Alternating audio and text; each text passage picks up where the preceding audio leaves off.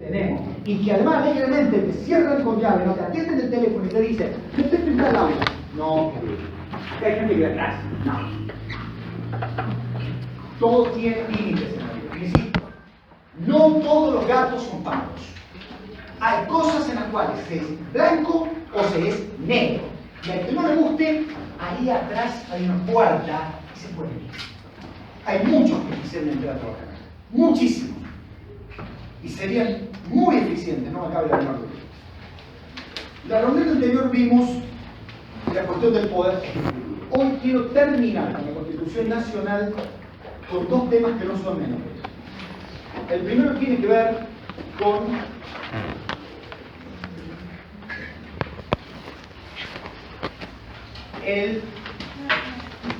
las facultades del presidente de la República, que nos vamos a ir a los artículos 99 y 100.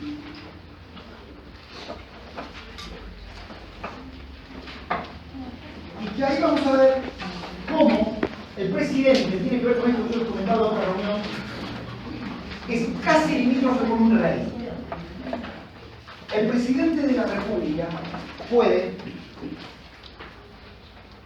nombrar a todos los funcionarios de la presidencia para abajo, todos, puede,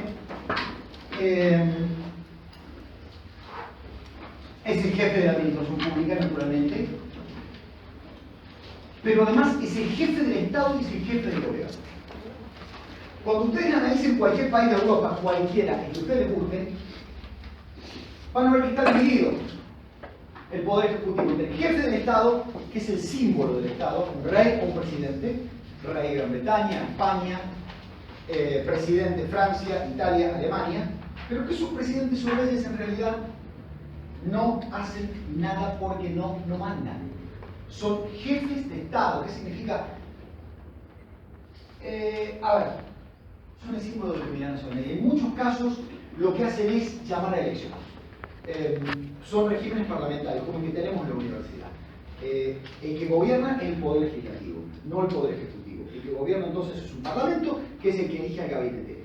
Pero pasa como por ejemplo el otro día en Grecia, donde se quiebra la mayoría de un gobierno.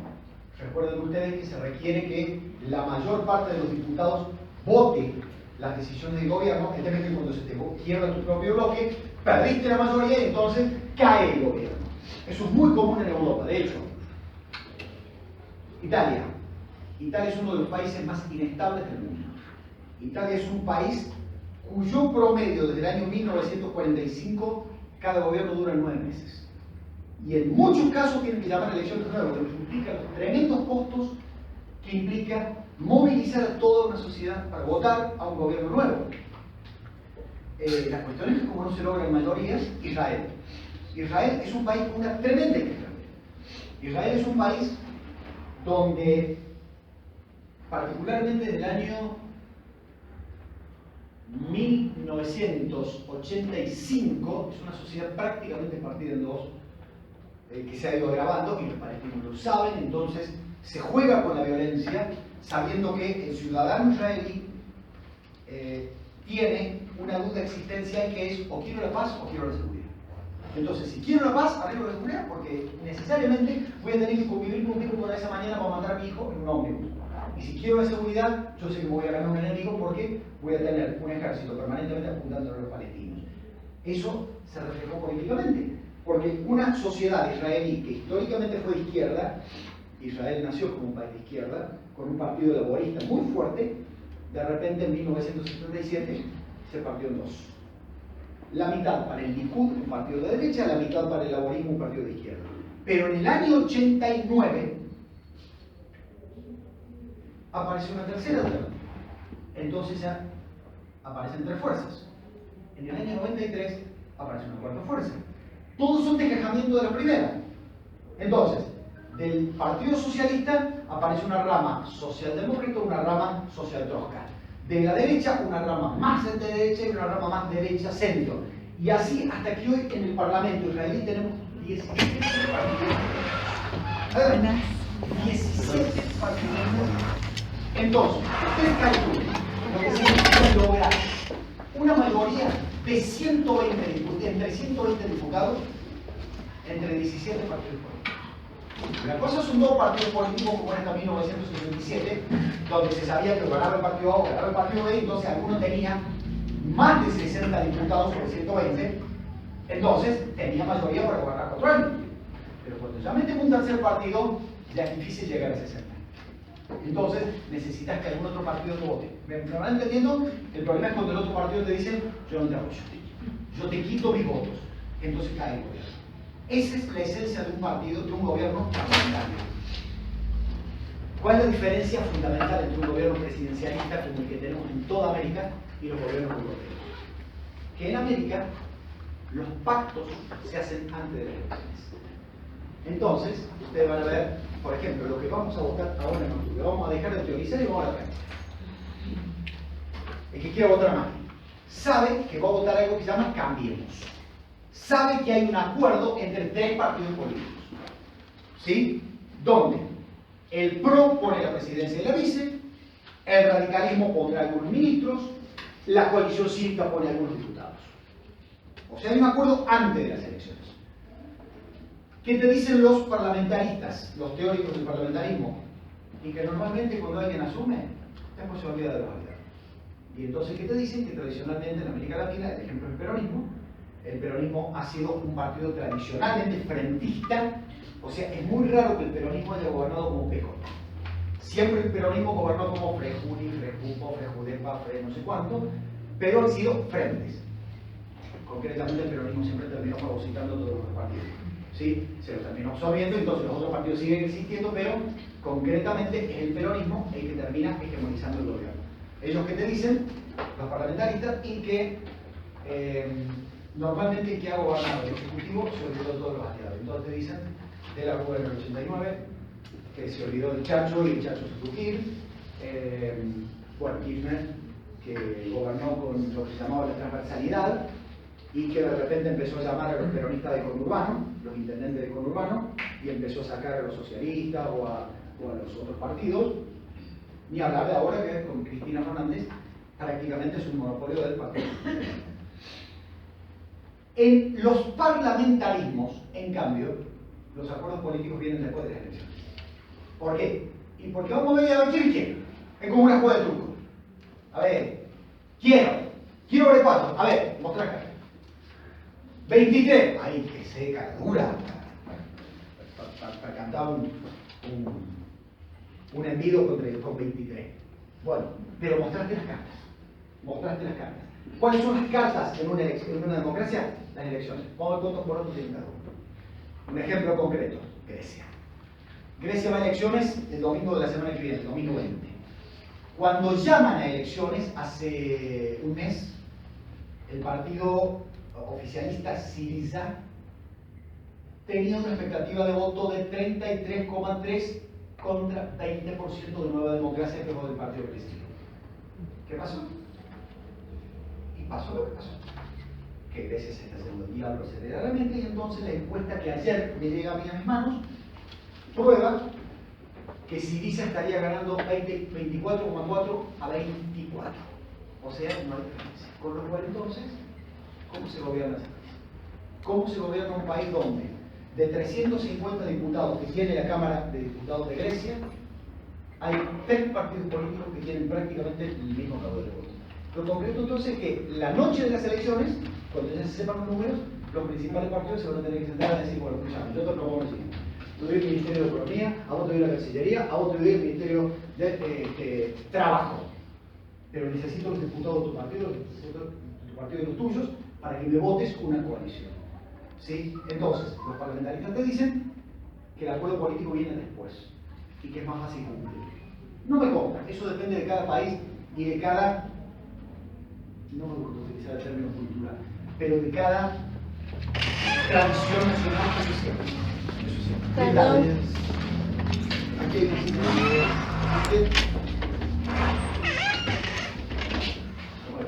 Oh, quiero. Por favor, adelante, niña. Bien.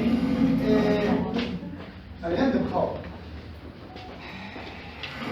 Por ejemplo, los alemanes, está claro que ellos es muy raro que se quiebren un gabinete. Los alemanes son muy respetuosos. Muy respetuosos. Ellos dan la palabra. Ahora, para un pacto, y la respetan por acá. Pero hay otros países donde la tradición es Estado de la Monarquía.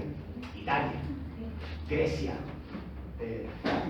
Francia, por favor, los de Francia tuvieron que cambiar la constitución porque el sistema no permitía gobernar. Pero en Argentina no tenemos una división entre el jefe del Estado por un lado y el jefe de gobierno por otro. Acá las dos cosas están en la misma persona, que se llama presidente de la República. El presidente de la República es jefe de Estado y jefe de gobierno.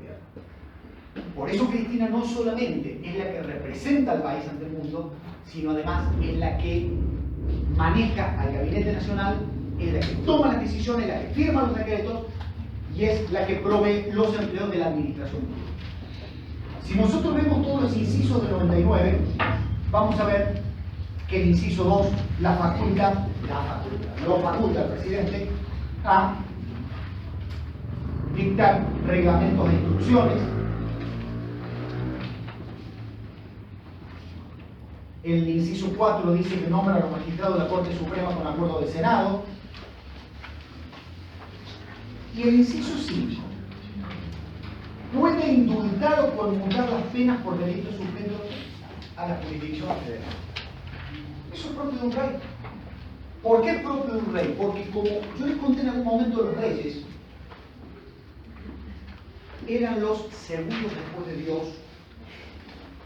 Y como eran los segundos después de Dios, el rey tenía la capacidad divina de perdonar. ¿Quién puede perdonar? Alguien que tenga el don divino de perdonar. ¿Por qué? Porque si alguien te condena, un juez te condena, ¿por qué va a venir alguien a perdonarte si ya te condenaron? Porque solo Dios te puede perdonar. Entonces, como el rey es el delegado de Dios, el rey te perdonaba. El indulto es esa facultad que tenía el rey, que hereda el presidente de Estados Unidos y que nosotros heredamos. Aunque parezca mentira, y en lo personal creo que es una cachetada, sigue existiendo en la presidencia de la República la facultad de indultar. Ustedes son muy jóvenes, pero los que tenemos algunos años recordamos con sangre en los ojos, lágrimas en el corazón, cuando el expresidente Carlos Menem hizo uso de eso para indultar a Videla, Macera, Bosch, Viola, Lambruccini, Grafinia, Galtieri, Anaya, Lamiroso, o sea, los genocidas de la historia argentina, porque según Carlos Menem había que pacificar la República Argentina. En algunos casos, algunos dicen que la segunda facultad, indulto o conmutación de penas, puede perdonar, puede permitir solucionar un error judicial. Ejemplo. No voy a dar nombres ni voy a decir cuál localidad para que no se identifique el caso. Una chica de una localidad pequeña, con padres absolutamente duros, cerrados, castradores. La chica jamás siquiera había conocido un hombre,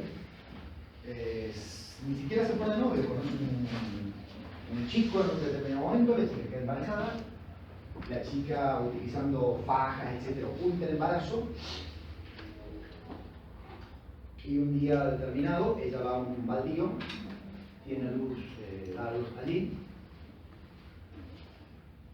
y mata a la criatura en el baldío.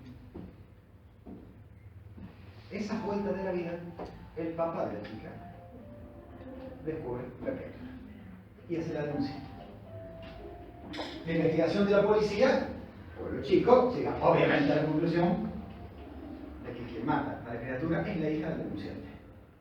De acuerdo al artículo 80 del Código Penal, será referido con prisión o reclusión perpetua quien mate a su ascendiente de señor de pueblo sabiendo que eso. Entonces, es obvio que aplicando el Código Penal, esta persona no tiene ningún tipo de justificación. Ha matado a su hijo. Y como no existe la figura del infanticidio, que existía hasta 1998 en Argentina, quien mate a su hijo tiene reclusión perpetua. Entonces, un fiscal de Cámara, Jorge Medina, entendió que el último párrafo del artículo 80 que dice: cuando existan circunstancias extraordinarias de atenuación podrá ponerse, en el caso del inciso primero del presente artículo, que es parricidio, una escala penal de 8 a 25 años, o sea, la escala de homicidio simple. Y él entendió que esta chica, por los condicionamientos familiares, por todo lo que rodeaba a su propia historia, no fue libre para tomar la decisión que tomó y por lo tanto no le correspondía la reclusión perpetua, sino 8 años de prisión. De todas maneras, estamos hablando de 8 años de cárcel. Bueno, ¿en qué consistiría la conmutación de pena? Es la facultad que tiene el Poder Ejecutivo de, entre comillas, curar los errores judiciales.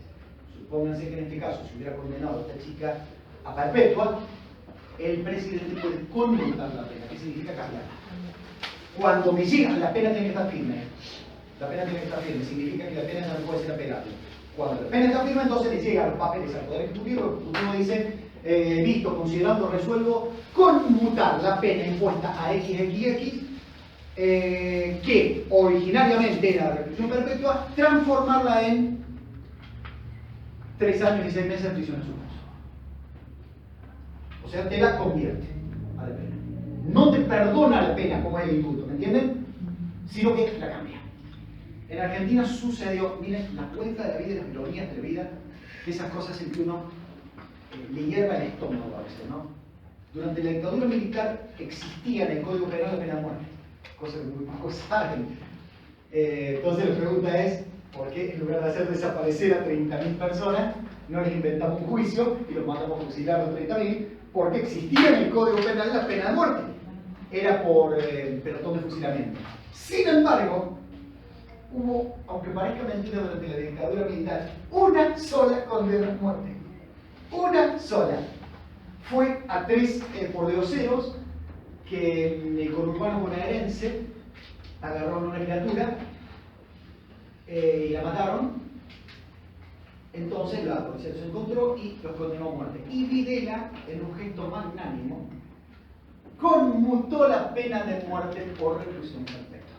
O sea, el hombre que mandó hacer desaparecer a 30.000 seres humanos por zurda, cuando pudo haber aplicado la pena de muerte por derecha, la conmutó porque era inhumano matar gente. Bueno, si no fuera que esto fue un hecho real, yo les diría que fue una mueca macabra de la historia, una burla macabra de la historia, ¿no? Pero bueno, eso es una de las facultades que tiene el presidente de la República. Miren el inciso 6. Concede jubilaciones, retiros, licencias y pensiones conforme a la ley de la nación. Cuando alguno de ustedes, que le falta siglos, caso mío, faltan 15 años. Ya está viendo el último turno. Cuando uno inicia el trámite de un ANSES, uno identifica con el negro Rivarol. No, el negro Rivarol es jefe de ANSES local.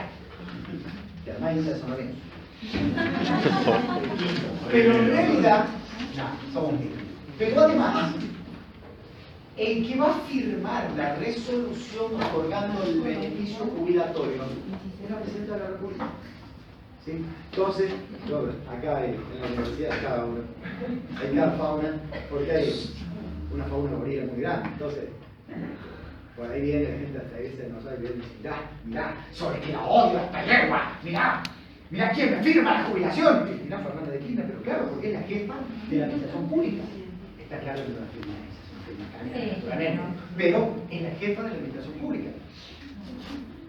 Nosotros, como somos parte de la administración pública, aquí, recuerden que del alambrado para acá esto es federal, y como esto es federal, nosotros dependemos de la Presidencia de la República y del Ministerio de Educación de la Nación. Nosotros tenemos una escala administrativa, o sea, aquí tenemos autonomía de los órganos de gobierno, que si alguien estuviera enojado con alguna decisión del órgano de gobierno, la puede apelar del Ministerio de Educación, y quien termina resolviendo es la Presidenta de la República, porque es una estructura vertical donde la máxima autoridad es la Presidencia de la República.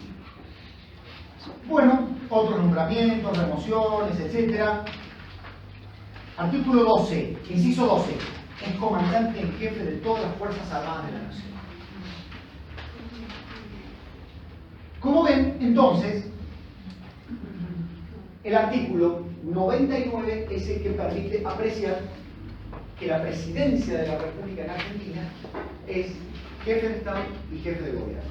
A diferencia, repito, de Europa, donde los regímenes parlamentarios separan al jefe de Estado del jefe de gobierno.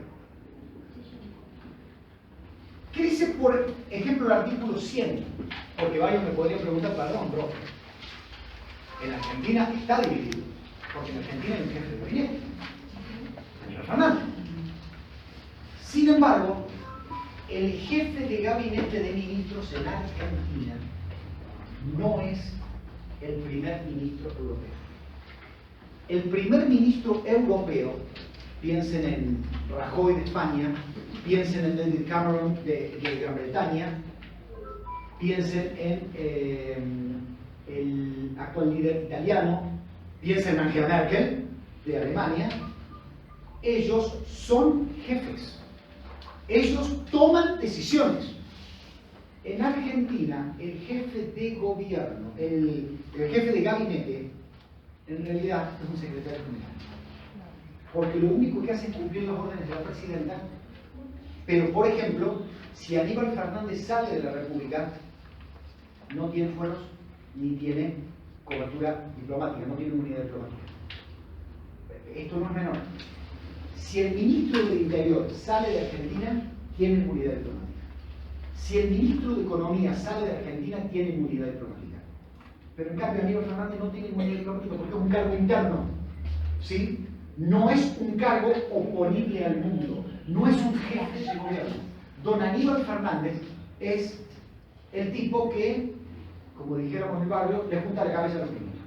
Es el tipo que cuando la Cristina se enoja, esto que le dice: che, Burú, deja de tocar la guitarra que la Cristina está enojada, o che, ministro de Trabajo, necesito que tenga una conferencia de prensa mañana, o es que le pide la renuncia al ministro. Pero Aníbal Fernández no es un superministro. Nada que ver. En Argentina, como hacemos todos los argentinos, el jefe de gabinete en realidad fue una propuesta de Raúl Alfonsín en la reforma constitucional de 1994 para que tuviéramos un primer ministro, pero el menemismo hizo toda la presión para que el presidente siguiera siendo presidente, jefe de Estado, jefe de gobierno, y que no hubiera ninguna posibilidad de que le discutieran el poder al presidente. Entonces, Alfonsín se presta de alguna manera para que exista esta figura híbrida, pero esta figura híbrida no significa de ninguna manera que en Argentina tengamos primer ministro. Veamos el inciso. ¿Qué es el jefe de gabinete? Bueno, inciso 1. Ejerce la administración general del país. Profe, administra. No. Ejerce la administración. Pero el que gobierna está en el inciso 1 del artículo anterior, del 99, que se llama presidente de la República. Este lo único que hace es controlar la administración. Pero este no administra. El que administra es la presidenta de la República. 2. Expide los actos y reglamentos que sean necesarios. 3. Efectúa los nombramientos de los empleados de administración, excepto los que correspondan al presidente. O sea, no hace nada. Porque lo único que puede designar son los de la Secretaría de él. Porque todos los otros los designa el presidente de la República. Hace recaudar la renta de la nación, o sea, hace recaudar. Significa que la AFIP depende de la jefatura de gabinete, pero en definitiva, el que recauda es la AFIP, no es Aníbal Fernández. ¿Sí? A mí cuando me llegan las intimaciones no me firma Aníbal Fernández, me la firma, como se llama el ministro Canasto de la AFIP, bueno, el tipo este de Buenos Aires. Bien. Bueno, pegamos un salto hasta el 108 y ahí nos vamos al Poder Judicial de la Nación.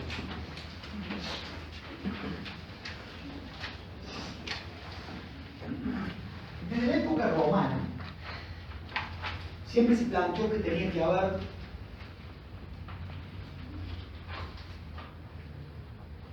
tres poderes. Hay distintas teorías, según usted entra a ciencia política o ciencia política o abogacía, va a ver que en realidad hay tantas teorías como libros, como autores, ¿no? Hay algunos que dicen que el poder es un solo y está dividido en tres departamentos, otros dicen que hay tantos poderes como personas que lo ejercen. Cualquiera de esas teorías lo que les va a decir es que desde la época romana hay por lo menos tres departamentos diferentes. Uno que dicta las leyes, que en Argentina lo vamos a llamar Congreso de la Nación, que ya lo vimos. Es el que hace la norma. Otro que aplica la norma. que es el poder ejecutivo, Presidencia de la República, y otro que juzga si se cumplió o no se cumplió con la norma, y es el que vamos a llamar poder judicial. Cuando se habla del poder judicial, decimos poder ejecutivo, poder legislativo, poder judicial. Este es por voto popular, este es por voto popular. La pregunta es, ¿cómo y por qué se constituye? Sí, pero va a ser más fácil, va a ser más fácil. Tener mellizos enamorándose de un ombú antes de tocar al Poder Judicial en algún momento de la vida. Si hay algo que no se puede tocar, y créanme porque soy abogado y lo conozco de adentro, es el Poder Judicial. Si hay un poder conservador, es el Poder Judicial. Bueno, está ligado a la historia argentina. Hipólito Yrigoyen, uno de los más grandes y más nobles presidentes que tuvo la República Argentina, un hombre, un santo, verdaderamente un santo. La oligarquía aristocrática argentina jamás le perdonó a Yrigoyen que haya sido presidente. Y pese a que Yrigoyen asume en 1916, como él no tocó a ningún juez, los jueces siguieron siendo los mismos. Como él no los pudo tocar, y en 1930, cuando le dan el golpe de Estado, el domingo pasado, el 6 de septiembre, que se cumplieron 85 años y nadie lo recordó, 85 años del golpe de Estado que derrocó Hipólito Yrigoyen, ¿qué dice la Corte Suprema de Justicia? Emite un fallo lamentable que legitima el primer golpe de Estado con la famosa doctrina de la Revolución Triunfante. ¿Qué dicen los jueces? Que ante una manifestación de un levantamiento popular cabe preguntarse, primero, ¿el poder de ese levantamiento alcanza a todo el territorio? Segundo, ¿quienes ejercen el poder se hacen obedecer? Tercero, ¿están en condiciones de cobrar impuestos y la gente se los paga? Si la respuesta a las tres preguntas es sí, estamos ante el principio de efectividad, que significa que la revolución ha triunfado. O sea, lo lamento por la democracia, lo lamento por la gente que votó. Si alguien se levanta militarmente, tumba un gobierno y controla todo el territorio, da órdenes y las cumple y cobra impuestos y se lo pagan, suficiente. Entonces la Corte Suprema, ¿qué dice? Yrigoyen, ándate a tu casa, que ni siquiera lo mandan a la casa, lo mandan a ella a imaginar, sí. Entonces, cuando uno ve esto, uno mira la historia y dice, ¿cuántas cosas en la Argentina los jueces han sido cómplices? Han sido cómplices. Yo sé, en muchos aspectos lo sé, que la señora Presidenta pueda haber tenido cuestiones ideológicas en el medio. Algunos dicen que quiso controlar el Poder Judicial, pero también les digo que los jueces son grandes responsables de muchas de las cosas que han pasado en Argentina. Puntualmente, Raúl Alfonsín, 1986, Plan Austral. Los jueces empiezan a ver, Raúl Alfonsín tiene que gobernar un momento histórico muy complicado, donde en Estados Unidos está gobernando el Partido Republicano, pero además el peor de los republicanos, que era Ronald Reagan. Ronald Reagan está decidido, la ventaja de ustedes que no vivieron todo esto y no padecieron las consecuencias de todo lo que nosotros vivimos sobre esto. Ronald Reagan está decidido a destruir a la Unión de Repúblicas Socialistas Soviéticas. Nosotros, los que tenemos ciertos años, vivimos un mundo partido en dos. Y entonces, ¿qué te decían? Y es preferible Videla y Fidel Castro. Es preferible un gobierno cristiano y occidental y un gobierno comunista. Entonces tenías que bancar a Videla para que no tuvieras un Fidel Castro. Y los gobiernos de Estados Unidos eran los que te generaban golpes de Estado en toda América Latina. Cuando empieza la primavera democrática, Alfonsín en Argentina en el 83, Alan García en Perú en el 85, José Sarney en Brasil en el 85, el presidente de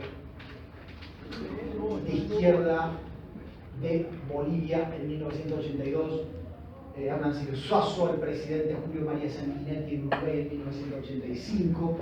Cada uno de estos presidentes terminó fracasando. Y terminó fracasando por culpa de decisiones políticas que tomó el gobierno de los Estados Unidos. Porque Porque Estados Unidos estaba decidido a tumbar al régimen comunista. ¿Y qué hace? Forzó a Mikhail Gorbachev, ¿han sentido hablar de Gorbachev? Gorbachev, el líder de la Unión Soviética. Entonces, ¿qué hace Ronald Reagan? Ronald Reagan desafía a la Unión Soviética a competir militarmente en un lugar en el cual los soviéticos no estaban en condiciones, que era el espacio. Ronald Reagan lleva adelante un plan que se llamaba la Guerra de las Galaxias.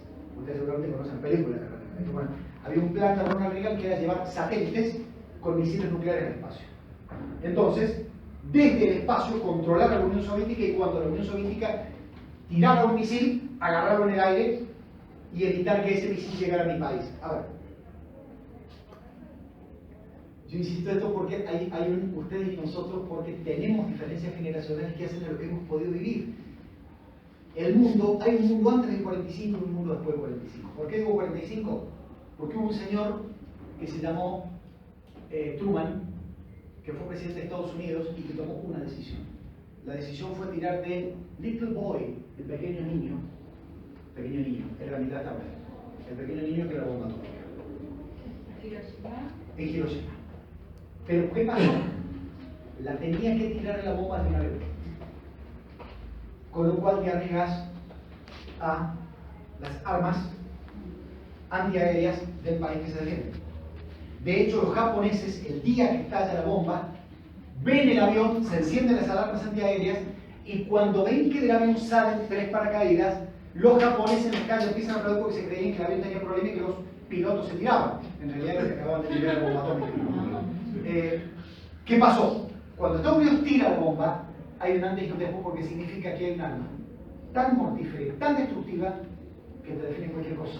De hecho, dato, cuando le llega el telegrama a Truman, a Harry Truman, el pequeño niño bien nacido fue el telegrama, los técnicos nucleares le dicen: señor presidente, las pruebas que hemos hecho nos han atemorizado. Recomendamos que la bomba no explote a ras de tierra. La bomba tiene que explotar a 700 metros de altura porque no sabemos las consecuencias que puede tener sobre la superficie de la Tierra. El temor estaba que se pudiera rajar la superficie de la Tierra si la bomba explotaba ahí. Entonces la tira ahí, que explotara a los 700 metros de altura. A los 3 días tira otra bomba al presidente Truman, porque una era con uranio y la otra con plutonio, para ver cuál era más mortífera. Bueno, y el mundo se terminó, o sea, empieza otra era. Caballero. ¿Es cierto que se habían rendido ya los japoneses cuando tiraron la bomba? La segunda bomba atómica estaba por rendirse, sí, la segunda. La primera no.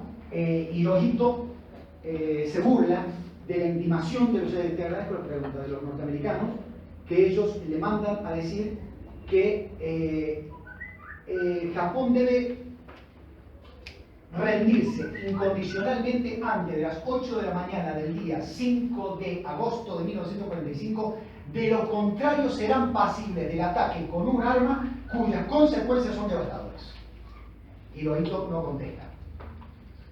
El 6 de agosto se tira la bomba, el 7 de agosto los japoneses todavía no saben qué ha pasado. En realidad Japón recién toma conciencia 2 o 3 días después de lo que pasó en Hiroshima, porque no sé si alguno de ustedes puede ver lo que hicimos. Fue mucho peor de lo que cualquiera de ustedes puede pensar.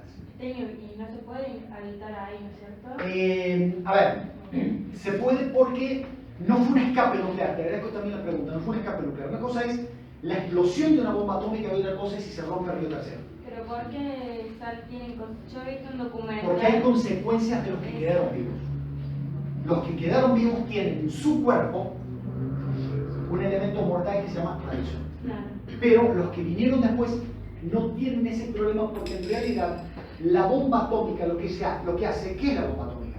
La bomba atómica es algo que trabaja con la fisión nuclear. ¿Qué significa?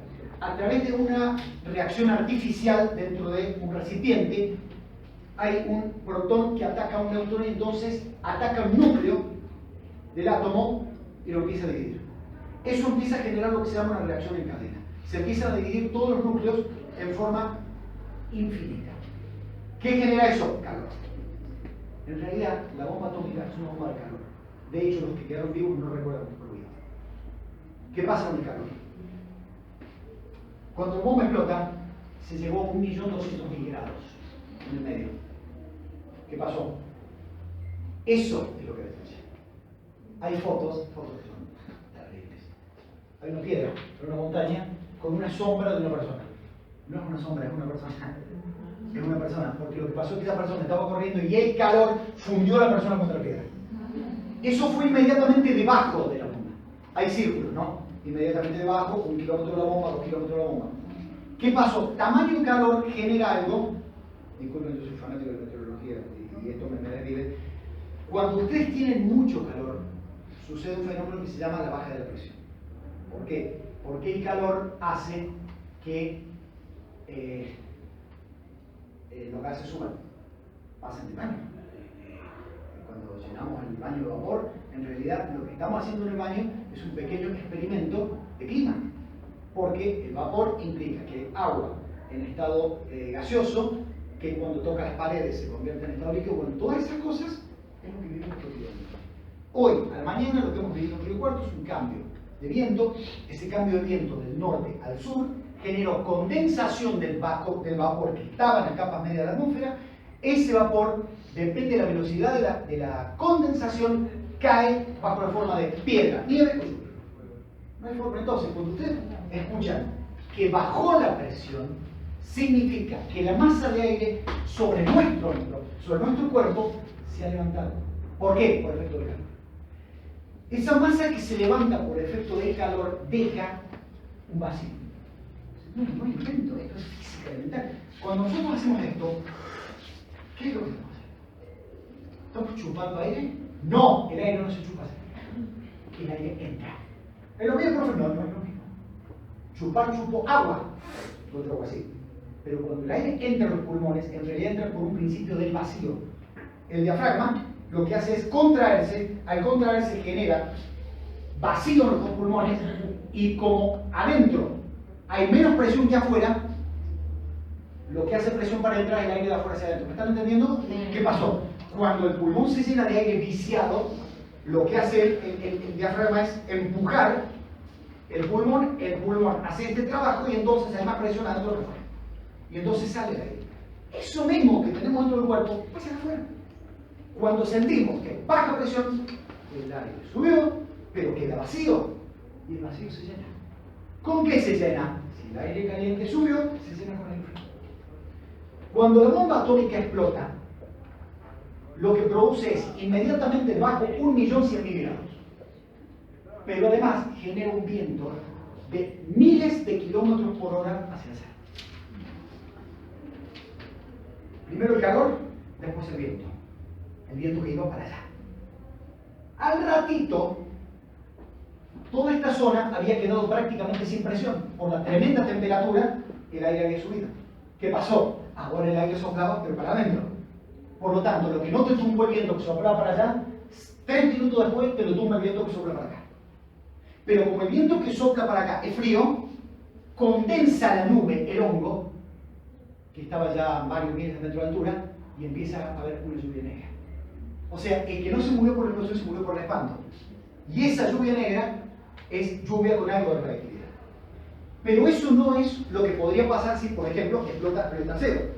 Porque ahí se liberaría radiación. La bomba atómica lo que hace no es liberar radiación, es liberar energía. ¿Me entiendes? Es diferente. Es diferente. Vos podés tener un arma, una granada, que yo te la tiro, te pongo la oreja, y eso se revienta allá. Pero la bomba atómica lo que hace es generar un efecto demoledor, por donde lo busques. Pero estos son los yanquis.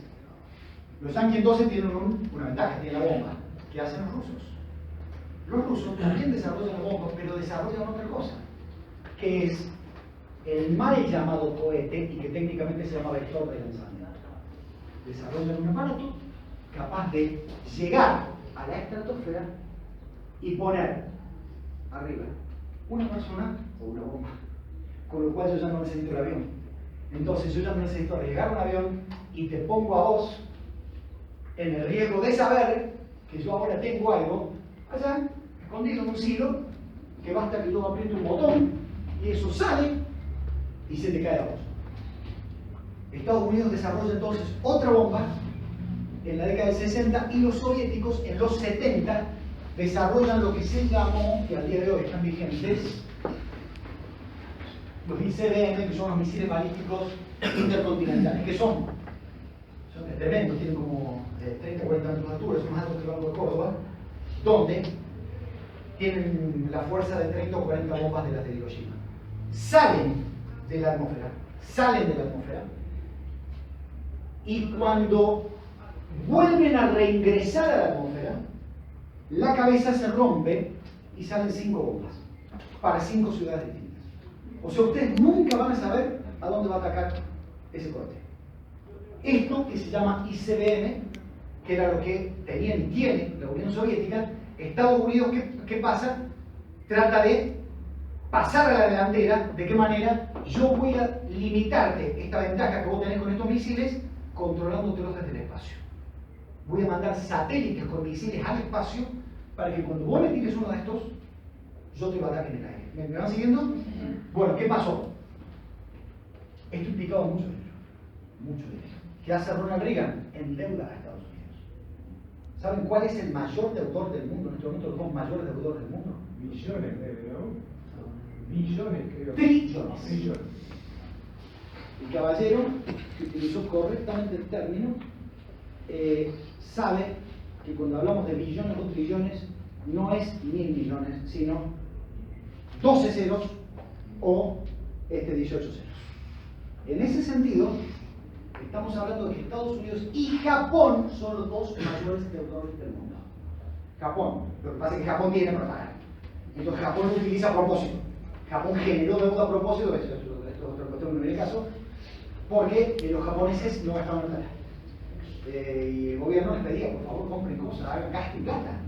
Entonces, ¿qué ha hecho el gobierno? Deliberadamente empezó a endeudarse para generar inflación, y la inflación empieza a hacer perder plata a los japoneses, y entonces los ponjas empiezan a comprar de nuevo para salvarse de la inflación. Es una de las cosas que tenemos en este mundo, ¿no? Bueno, Ronald Reagan se transformó en una enorme aspiradora de plata del mundo. A ver, si alguno de ustedes, como fui yo esta mañana que dijo para pedir un préstamo, Pablo, ¿quién le puede joder que le pida 5.000 pesos de Credit Club? Al contrario, el gerente de Credit Club me puede dar su bolsillo. Pero si va, Estados Unidos y pide créditos por 200.000 millones de dólares. Es obvio que lo que hace es chupar guita de una magnitud tremenda, y por ley de oferta y la demanda suben las tasas de interés. La subida de las tasas de interés hizo que la economía de Argentina se hiciera peor. ¿Por qué? Porque Raúl Alfonsín se levantaba a desayunar y veía que había subido medio punto la tasa de interés, y medio punto subir la tasa de interés a nivel internacional significa que la deuda externa argentina sube automáticamente 7.870 millones de dólares. En 2 minutos, Alfonsín, entre media luna y media luna, la deuda externa argentina subió 7.880 millones de dólares. ¿Qué pasó? En el medio, el plan austral limita muchas cosas, entre ellas los aumentos de los jubilados. ¿Qué hacen los jueces? Los jueces dicen: obligo al Estado a actualizar las jubilaciones. O sea, señor Estado, páguele la actualización a este jubilado. ¿Qué dice Alfonsín?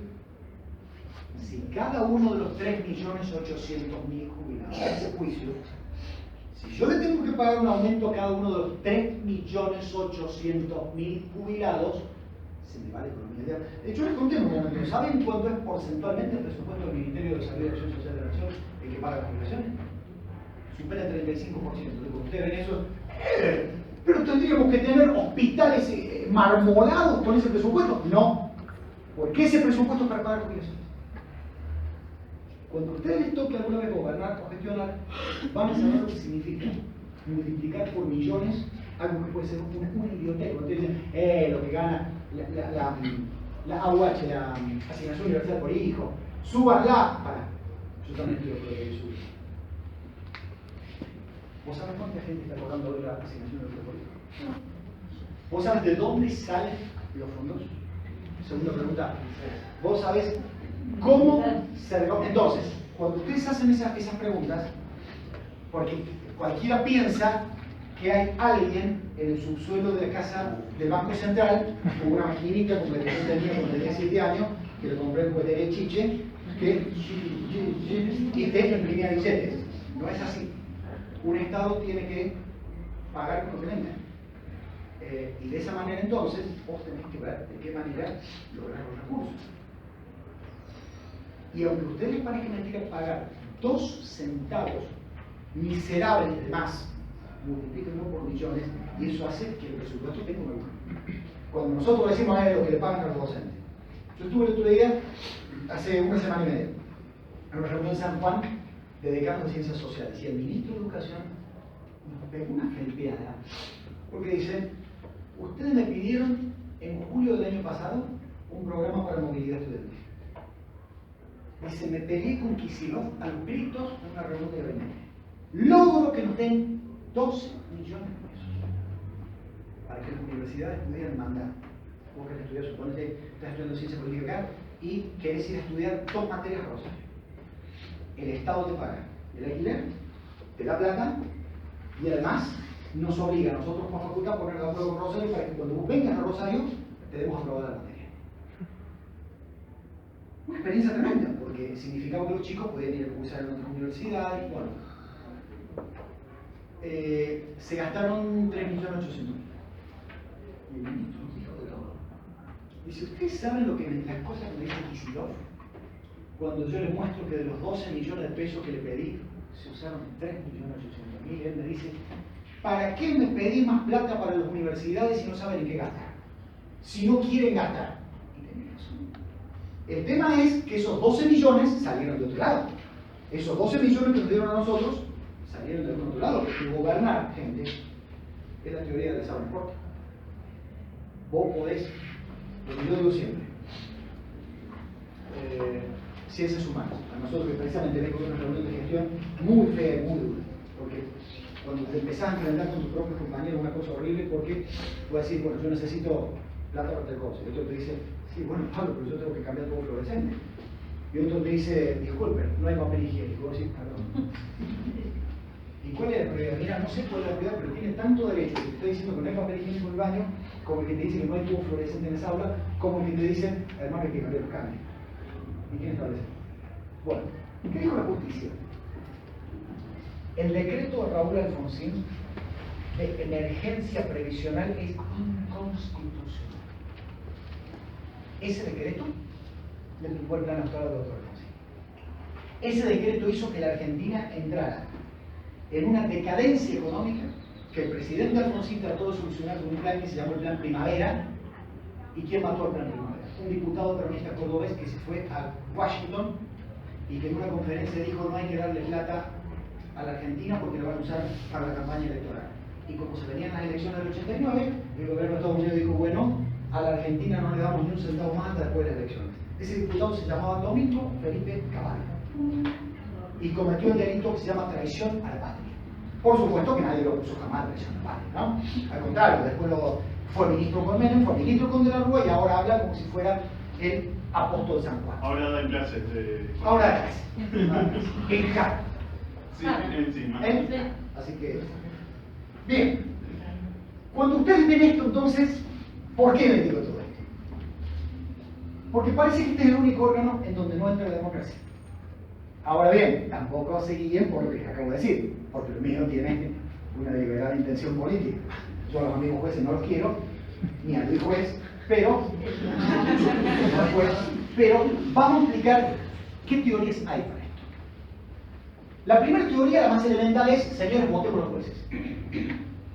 ¿Hay algún país que los vota? Estados Unidos. Estados Unidos vota en un primer momento a los jueces. En un primer momento. Y luego hace una evaluación a los 4 años donde dice, a ver, ¿cuántas demandas tuviste? 13.000. ¿Cuántas resolviste? 10.800. De las 10.800 que resolviste, ¿cuántas te apelaron? 7.000. De las 7.000 que te apelaron, ¿cuántas te dieron vuelta? 1.800. Tenés muchas demandas presentadas, tenés muchas demandas resueltas, y pese a que tenés muchas demandas apeladas, tenés muy pocas que te dieron vuelta, por lo tanto fuiste un buen juez. Entonces, con esta fórmula, ese tipo queda efectivo como juez. ¿Me entienden? Sí. La otra es el sistema continental europeo, que es el que tenemos en gran parte de América Latina, que es los jueces.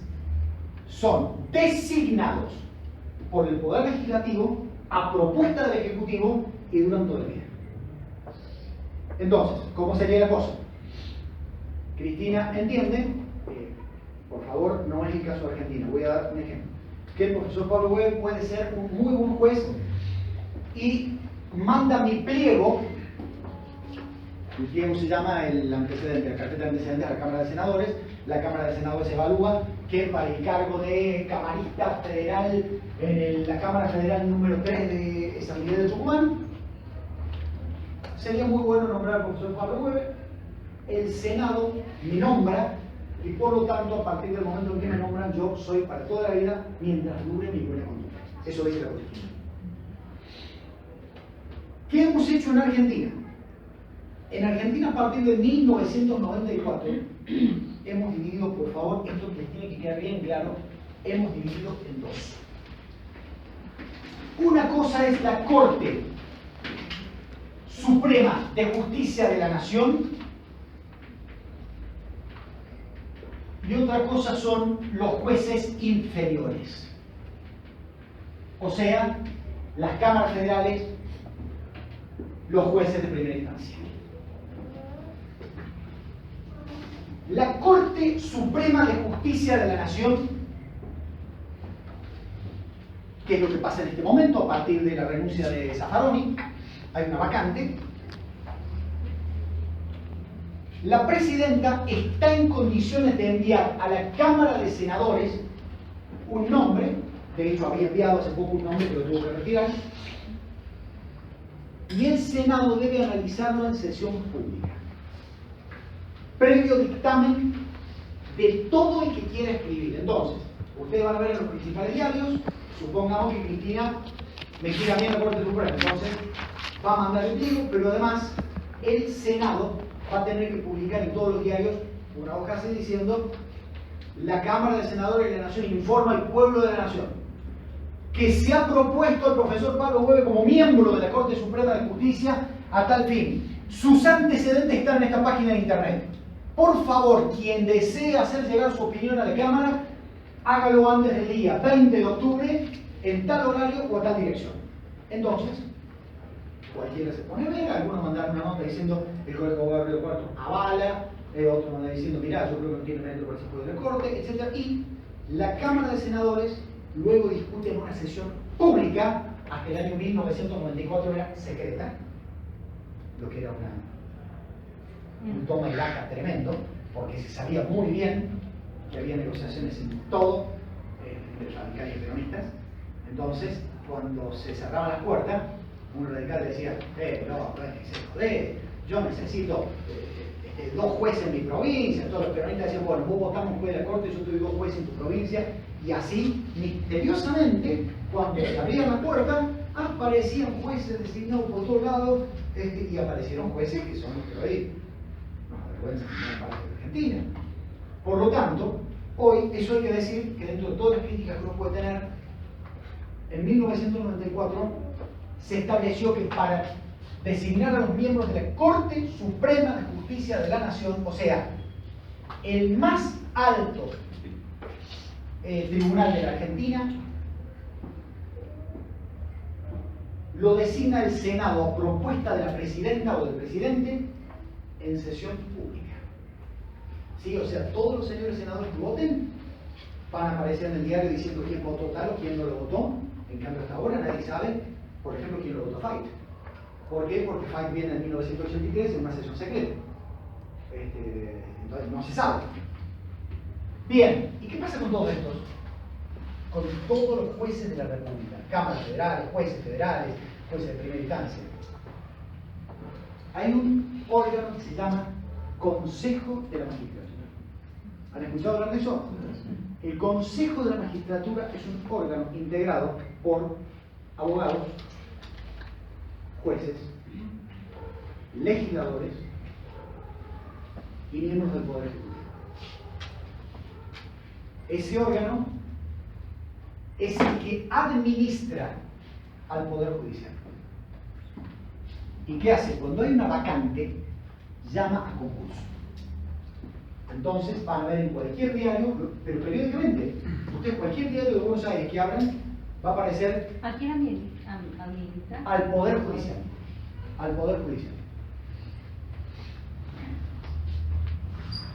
Va a aparecer una solicitada diciendo: el Consejo de la Magistratura de la Nación llama a concurso público para cubrir los siguientes cargos. Entonces aparece vocal de la Cámara Federal de Apelaciones de Chubut, vocal de la Cámara Federal de Apelaciones de Córdoba, Sala A, juez federal de Río Grande.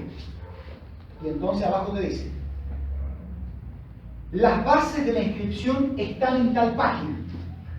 Las inscripciones se presentarán hasta tal día. Entonces, ¿o te interesa ser juez federal de Río Grande? Mandás tu currículum y un día te llaman y te dicen: bueno, las evaluaciones son 3. La primera, de tu currículum. La segunda, un examen, donde todos los que quieran ser juez federal se sientan en un aula, les dan un escrito, lo rinden. La tercera, los que hayan aprobado el escrito y que tengan un buen puntaje por los antecedentes, pasan en la entrevista personal. Y a partir de allí quedan en lo que se llama un orden de mérito. Primero, segundo, tercero, cuarto. ¿Qué pasa a partir de ahí? Cuando ya tenemos el orden de mérito, el Consejo de la Magistratura le dice a la Presidenta de la República: señora Presidenta, de acuerdo al último examen, para el cargo que está vacante de juez federal de Río Grande, salió primero ella, segunda ella y tercera ella. Elija usted. Y la Presidenta puede elegir a cualquiera de las 3 y enviar el pliego a la Cámara de Senadores. Y a partir de ahí, igual que la Corte, la Cámara de Senadores, en sesiones públicas, decide. Quiero decirles también, y eso es lo que del país, que de 1994 jamás un presidente dejó de respetar el orden. Jamás. Más que lo pese Menem, ni de la Rúa, ni Dualde, ni Kirchner, ni Cristina. Todos siempre, cuando hubo una vacante, eligieron el nombre para mandar al Senado. Todos. Y realmente eso habla muy bien de la Argentina. ¿Qué es lo que planteaba Cristina? Lo que planteaba Cristina no era votar a los jueces. Lo que planteaba Cristina era votar al Consejo de la Magistratura. O sea, lo que planteaba Cristina era: ¿por qué el Consejo de la Magistratura tiene que ser un órgano integrado por gente designada, por gente elegida? O sea, ¿por qué los abogados del Consejo de la Magistratura le eligen los abogados del pueblo? ¿Por qué? Los miembros del Consejo de la Magistratura lo elige un grupito de gente de traje que está sentada en Alvear al 900 acá en Río Cuarto, y ustedes. Ahí no, porque es una cuestión técnica muy específica. No, discúlpenme. Si el pueblo puede elegir un presidente, el pueblo tiene la entidad y la capacidad para elegir también a quienes evalúan a los colaboradores. Entonces, digamos las cosas como son, acá no se quiso tocar ese órgano porque la gente le tiene miedo al pueblo, los dirigentes le tienen miedo al pueblo. Y si no, miran el paso. Cuando salió la ley del paso, muchos sentimos alegría, porque significaba que se terminaba la manipulación por parte de la dirigencia política. Yo vengo de una época donde el exdiputado Humberto Rollero era presidente del bloque de diputados nacionales del peronismo, hablo de la época de Menem, todavía con el 1-1, y manejaba un presupuesto, sin rendir cuentas, de 33 millones de dólares por año. 33 millones de dólares por año. Con lo cual, obviamente, anda a ganar una interna en la provincia. El tipo tenía 350 personas plantadas en la provincia. Anda a ganar una interna. ¿Qué pasa con las PASO? Las PASO lo que dicen es: mira, Rollero, tu cajita feliz servía para que votaran solamente los afiliados peronistas. Pero ahora lo que vamos a hacer es que si el profesor Boe quiere ser candidato a diputado por el peronismo, ni siquiera necesita estar afiliado al peronismo. Con que diga: yo quiero ser candidato a diputado por el peronismo, y se inscriban las PASO, cualquiera de ustedes sin ser peronista dice: puta, no es pero es buen diputado, el día de las elecciones voy a ir y lo voy a votar. Pero los políticos le tienen miedo a la gente. Entonces, ¿qué hicieron? Empiezan las terribles presiones y trenzas para que haya una sola lista por partido. Entonces llegamos a las PASO, donde Scioli fue el candidato único, Cambiemos tuvo 3 candidatos, pero la izquierda tampoco, la izquierda tuvo 2 candidatos, pero en definitiva uno va a votar y dice: bueno, yo quería, supónganse, y no porque uno fuera oficialista, reconocer a Randazzo. ¿Por qué? Porque yo vengo de una época en lo que sé lo que era tener un pasaporte y esperar 4 meses y medio y que no te lo dieran, o que esperabas un año y que te venía a tener y encima te venía mal y que no podías votar. Y que ahora vos puedes pensar que el pasaporte no es como decir, yo no lo respeto mucho. Pero de repente, el dedo mágico de alguien dijo, Fracaso, andate a tu casa y no nos dejó elegir. ¿Por qué? Y porque gente para Victoria no tenía que tener ventana. Ni más en una de esas Scioli quedaba debilitado. Entonces, Scioli quedó solito, Rodríguez quedó solito. Tengo que reconocer, pese a que le he dado dolor de estómago nombrarlo, que De la Sota y Massa compitieron, que ahora De la Sota lo voy a después llamar otro tema, ese es otro tema, que no lo vamos a usar. Entonces, le tienen miedo a la gente.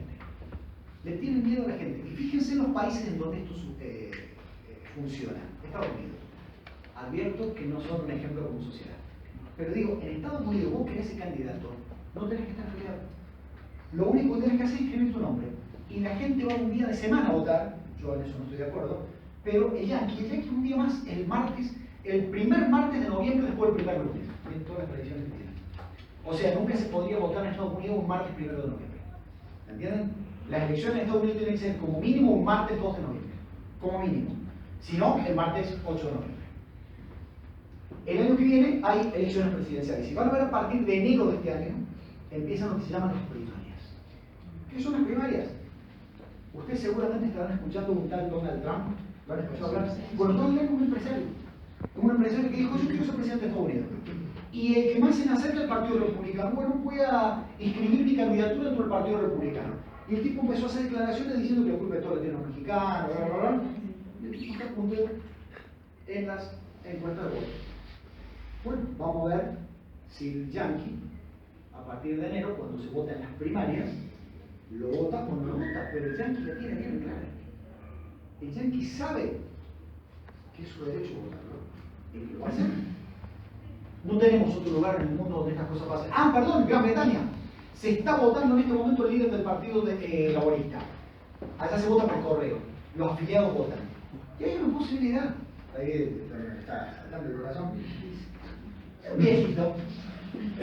Viejito con un poquito más grande que yo. Jeremy Corbyn. Loco de guerra. Loco de guerra. No, loco de la guerra en el buen sentido, yo lo admiro mucho. No toma alcohol, es vegetariano, dirigente sindical, nunca cobró sueldo siendo dirigente sindical, muy humilde económicamente.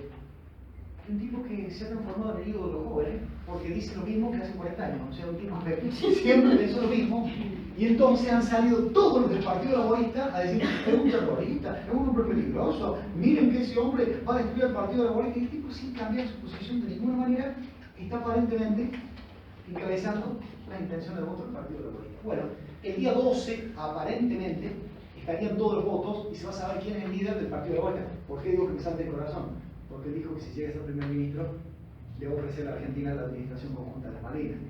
Entonces, los que entendemos que los veteranos Malvinas y los caídos son nuestra sangre, nuestro espíritu y nuestra fuerza, creo que tendrían algún reconocimiento, ¿no? Ya que no se los reconoce ni siquiera en nuestra universidad y no podemos, 2 años después, todavía poner una placa que diga aula en homenaje a los combatientes de Malvinas. Bueno, que por lo menos Gran Bretaña lo reconozca. Qué triste, ¿no? Qué doloroso. ¿Por qué no se puede? No es mi mejor día, no estoy de mejor humor. Si digo resiento lo que pienso, voy a tener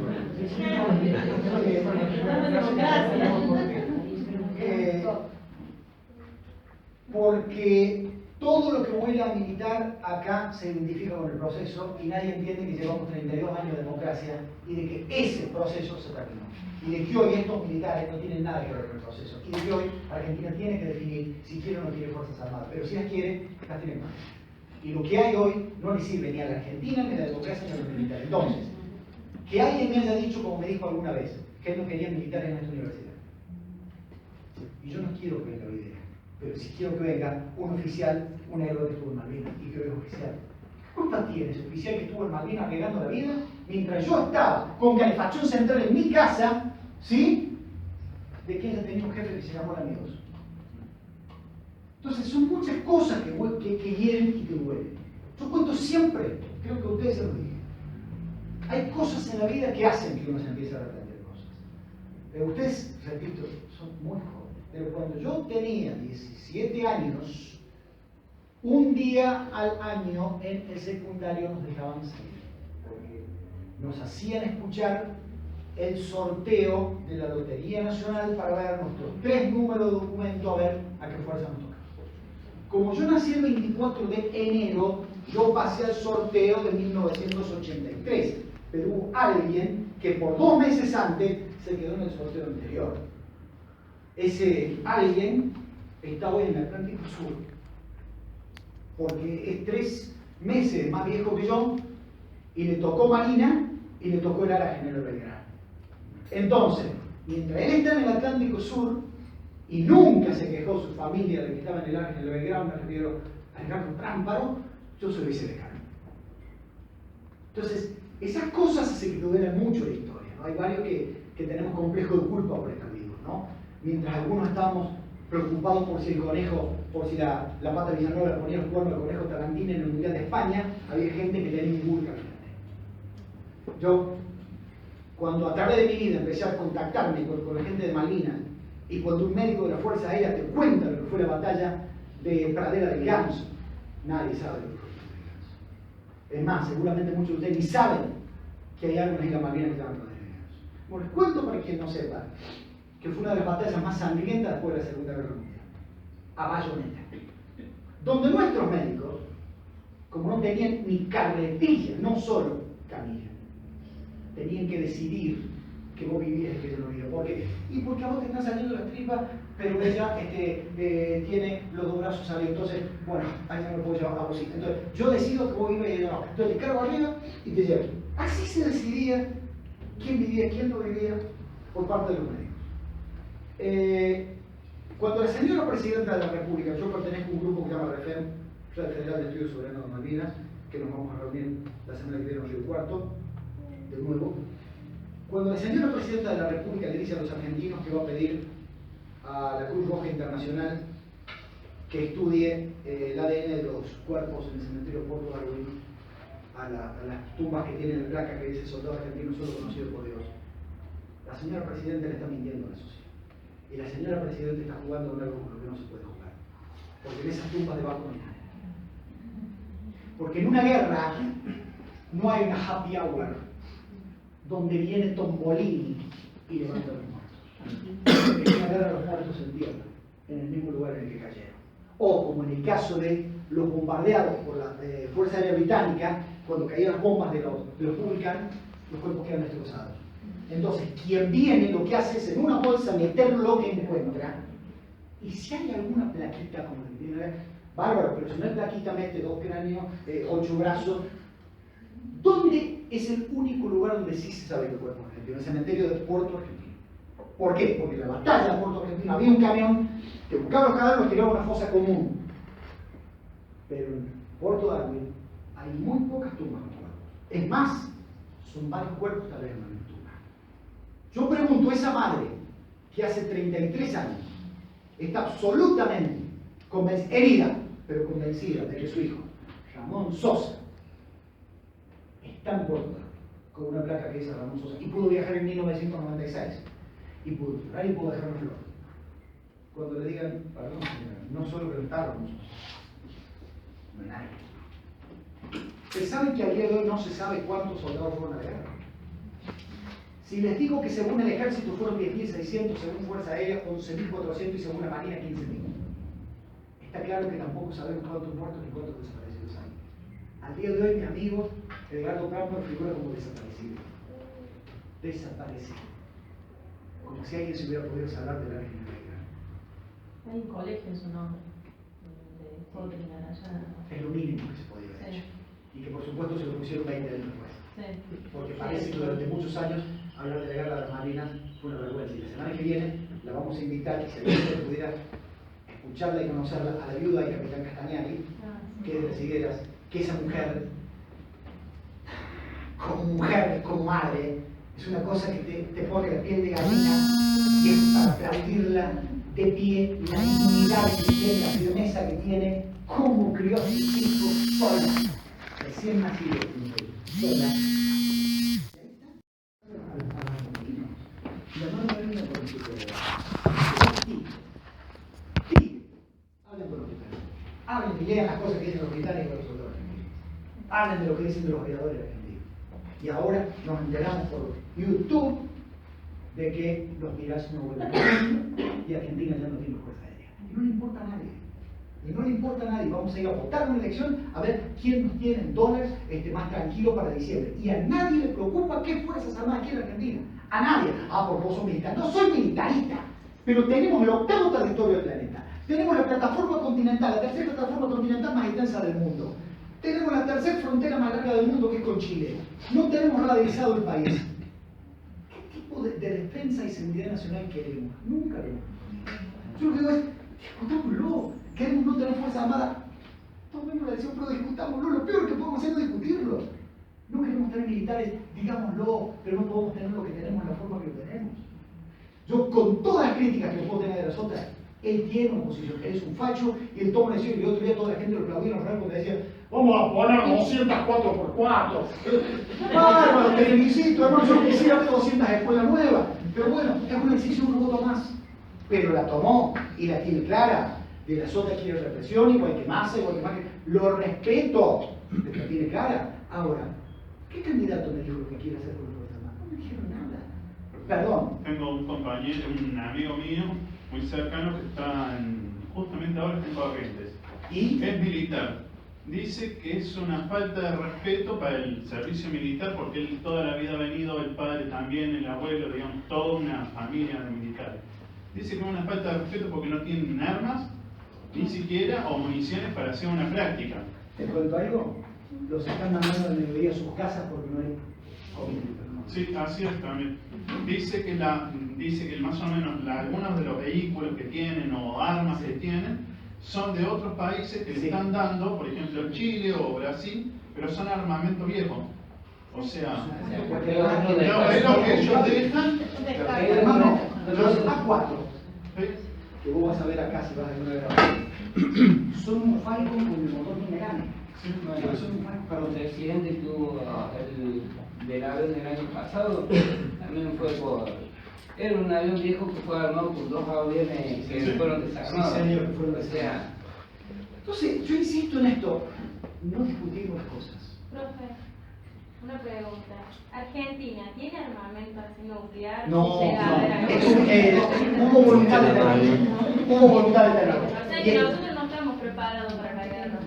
Y ya, nosotros nos agarra de Uruguay y nos pega una paliza. Argentina sí tuvo la voluntad durante la dictadura, sí de tener un armamento. Sí, eso te lo aseguro, porque lo conozco de primera mano. No, porque teniendo los recursos, nosotros tenemos recursos, Bueno, en tenemos eso, todo. En eso tengo que reconocer, los K volvieron a meter mucha guita en el programa nuclear, que los enemistas habían destruido. Hoy Argentina volvió a ser el tercer país en el mundo en producción de energía nuclear, el segundo en generación de agua pesada y el primero en enriquecimiento de uranio. Pero otra Somos pregunta. exportadores. Tenemos los mejores científicos en Argentina. No te quepa duda, el Balseiro es lo mejor del mundo. Ponele perdón, Sí, disculpe. sí. Que nosotros queramos hacer un arma biológica, podemos prepararnos de diferentes maneras. Armas ¿Cuál es el biológicas, problema? nucleares. Argentina suscribió todos los tratados de no proliferación de armas químicas, biológicas y nucleares. Por lo tanto, hoy por hoy, si se enteran de que no está desarrollando algo de eso, Argentina va a tener castigos pero tremendos. Y además Argentina es fácil de castigar. ¿Por qué otros países sí lo pueden hacer? Porque esos países ya las tienen, entonces no los puedes castigar porque ya las tienen. Israel, por ejemplo. No. ¿Por qué nadie dice que Israel tiene bombas atómicas? Porque ya las tiene. La India, anda a decirle algo a la India que ya tiene las armas atómicas, pero en cambio Irán, que no las tiene, que le están diciendo, no, malo, caca, no tengas armas nucleares, porque no las tiene. Hasta que algún día se levanten y digan, bueno, señores, tenemos una arma nuclear. Que no es tan simple. Corea del Norte las tiene, pero Corea del Norte tiene pocas, que es peor que no tenerlas. Porque Estados Unidos ya sabe que Corea del Norte tiene 10 bombas atómicas. Entonces Estados Unidos ya sabe lo siguiente, a ver, esto Corea del Sur, esto Corea del Norte, perfecto, a ver. A, B, C, D, E, F, G, H, I. Todas estas ciudades ya están entregadas. Yo sé que con tus 10 bombas me puedo hacer pelota todo eso. Ahora, cuando me hiciste pelota a la 10ª ciudad, agarrate porque pase peor que el raid lo que voy a hacer con tu país. No te van a quedar ni cucarachas. Te lo voy a arrasar. Y Corea del Norte lo sabe. Ese engendro Kim Jong-un, el líder de Corea del Norte, sabe que peor que no tener armas nucleares que tener pocas. En cambio, la Unión Soviética tiene, la Unión Soviética, perdón, Rusia tiene 11.000 cabezas nucleares. Puede romper el mundo 14 veces.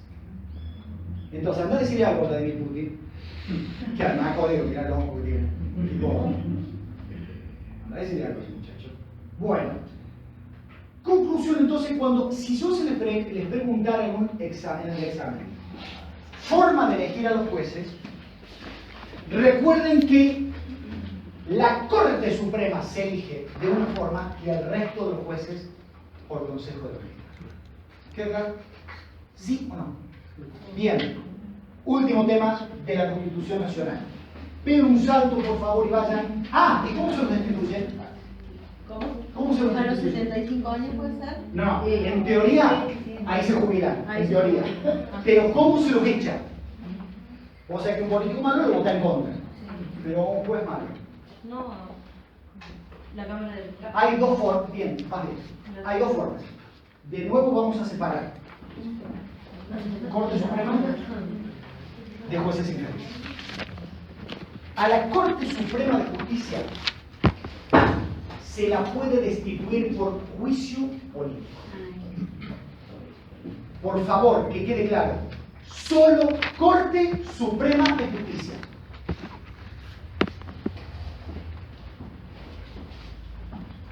Y el resto de los jueces, por algo que se llama jurado de enjuiciamiento o jury de enjuiciamiento.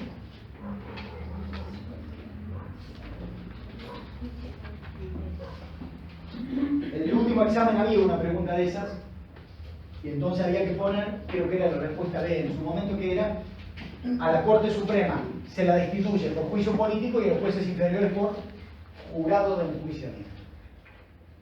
¿Cómo es el jurado de enjuiciamiento? Llega una denuncia a la Cámara de Diputados de la Nación. La Cámara de Diputados se la gira al Consejo de la Magistratura. El Consejo de la Magistratura resuelve abrir una investigación. El Consejo entonces entiende que hay causa para juzgar a un juez. Lo juzgan dentro del Consejo y votan los miembros del Consejo. Entonces, por mayoría deciden si se queda o se va. ¿Vamos bien? Eso es lo que se llama el jurado de enjuiciamiento. En cambio, el juicio político, ¿quién es el que juzga? La Cámara de Senadores de la Nación. Acusa a la Cámara de Diputados y enjuicia a la Cámara de Senadores. Por eso se llama juicio político. Porque los que hacen de jueces son los políticos. ¿Entienden esto? Sí. ¿Lo repito? Sí. El Poder Judicial está claramente dividido en dos. La cúpula, que es la Corte Suprema, y todo el resto. Cámaras federales y jueces de primera instancia. Así como se los designa de distinta manera, a la Corte Suprema la designa el Senado a propuesta de la Presidenta, a todos los otros los designa el Senado luego de una selección del Consejo de la Magistratura. ¿Vamos bien? Este Consejo de la Magistratura, que es el que los selecciona, es también el que los juzga. Es también el que los juzga. No a la Corte, a los jueces inferiores. ¿Quién juzga a la Corte? La Cámara de Senadores de la Nación a través del juicio político. Si alguien les preguntara qué es un juicio político, la Cámara de Diputados acusa y la Cámara de Senadores juzga. Eso es juicio político. Muy simple. La Cámara de Diputados acusa y la Cámara de Senadores juzga. Supónganse, los K que le tienen tanta bronca a Fight, si tuvieran los votos en la Cámara de Diputados, harían una acusación de la Cámara de Diputados en contra de Fight ante la Cámara de Senadores. Y la Cámara de Senadores tendría que juzgar a Fight. ¿Entienden? La Cámara de Diputados acusa y la Cámara de Senadores juzga. ¿Les queda claro esto? Pero eso es para la Corte Suprema. Para todos los otros, existe Mastercard. No, acá. Para todos los otros, juzga un órgano que se llama Consejo de la Magistratura. Llega una acusación, se la manda. Consejo de la Magistratura de la Nación, que está en el artículo 114 de la Constitución Nacional. El Consejo de la Magistratura, regulado por una ley especial sancionada por la mayoría absoluta de la totalidad de los miembros de cada Cámara, tendrá a su cargo la selección de los magistrados de la administración del Poder Judicial. El Consejo será integrado periódicamente de modo que se propone el equilibrio entre la representación de los órganos políticos resultantes de la elección popular, de los jueces de todas las instancias y de los abogados. Será integrado asimismo por otras personas del ámbito académico y científico. Atribuciones. Inciso 1. Seleccionar mediante concursos públicos los postulantes a las magistraturas inferiores, o sea, no a la Corte, inferiores. 2. Emitir propuestas internas vinculantes para el nombramiento de los magistrados. 3. Administrar los recursos y ejecutar el presupuesto que la ley asigna de Administración de Justicia. 4. Ejercer facultades disciplinarias. Ustedes habrán por ahí escuchado, leído en los diarios, el Consejo de la Magistratura separó a tal juez de Cámara, vamos a hacer una marcha por tal fiscal. Bueno, porque el Consejo de la Magistratura aplica esta facultad disciplinaria. 5. Decidir la apertura del procedimiento de remoción de magistrados. Es el Consejo de la Magistratura el que decide remover a los magistrados. 6. Dictar los reglamentos. ¿Queda claro? Gente, me pagan para esto. ¿Queda claro o no queda claro? Bien. Por último, vamos a lo que nos toca de cerca a los provincianos. Artículo 121. Gobierno de provincia.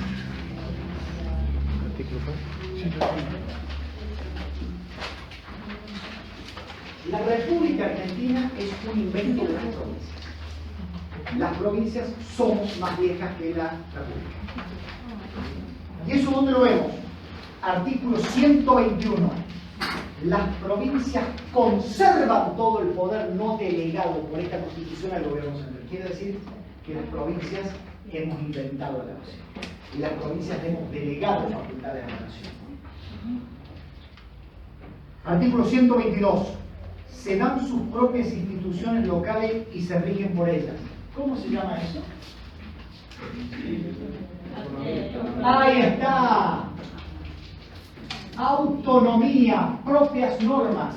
Se dan sus propias instituciones y se rigen por ellas. Eligen sus gobernadores, legisladores y demás funcionarios sin intervención del gobierno federal. 123. Cada provincia dicta su propia constitución conforme a lo dispuesto por el artículo 5, asegurando la autonomía municipal y reglando su alcance y contenido en el orden institucional, político, administrativo, económico y financiero. Esto les da una pauta a ustedes de que